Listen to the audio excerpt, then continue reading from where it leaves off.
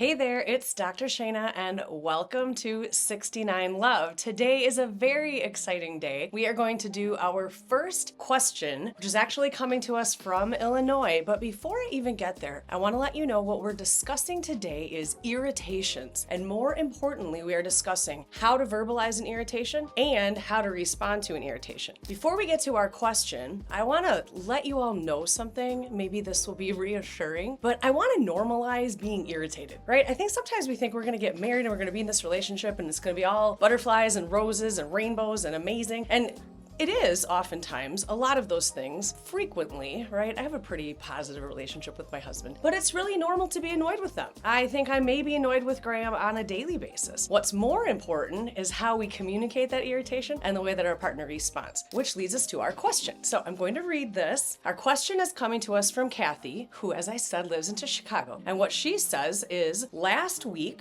while we were watching television, I asked my husband if he could put his phone down. He got angry and we had an argument. What could we have done differently? I think this is an amazing question. I think a lot of us have disagreements at home about our phones. Technology is probably the most ready available drug, and it definitely gets distracting and possibly leaves our partner feeling a little bit unimportant at times. And so let's chat about this question. Before we get to the response that maybe led to that argument, I want to discuss how to verbalize an irritation. First of all, if we step back, it makes sense that sometimes the phones are annoying. I don't think if my husband said to me, hey Shana, you've maybe been on your phone a little bit too much tonight, that I would be able to look at him and say, Graham, you're crazy. That's nuts. I haven't been on my phone too much. I think that oftentimes when our partner shares an irritation, if we really reflect, it's logical. It makes sense. And so we need to step back and really hear them. But if I go to Graham, well, actually, let's even step back. Let's pretend that on Monday, Graham's on his phone and we're watching television, and I say to myself, hey, that's no big deal. Like, it's fine. It's probably just checking something for work, whatever. So I convince myself I'm okay, even though I know that it's bugging me. And on Tuesday, I do the same thing. On Wednesday, I do the same thing. On Thursday, I do the same thing. By Friday, this is what's going to happen. We're going to sit down to watch a show, and I'm going to look at him and I'm going to say, seriously, your phone again? And if I come at Graham with that kind of attitude, I should not be surprised to get annoyance back. It is all about my delivery. So my first thought for you, Kathy, would be, how did you deliver the message that the phone was bothersome? Because when we deliver an irritation with love and kindness early on, so when it first bothers us, if I had said to Graham that first day, hey babe, I am sure that you had a busy day and it's even possible that you're doing some good work on your phone right now, but when you're on the phone while we're watching a show together, I just feel a little bit disconnected from you and I'm wondering if you wouldn't mind tucking it away. If I ask him like that with love and understanding, and even if I anticipate the reason he might be on the phone, because sometimes we're just on Facebook, sometimes we're scrolling through an article, and sometimes we actually are doing something useful. So if I talk to him like that, most likely he can be more understanding in his response. So first of all, how do we deliver the irritation? The second thing is that if I come at Graham like, oh, hey, you're on your phone again, most likely he is going to get defensive and say something back to me like, well,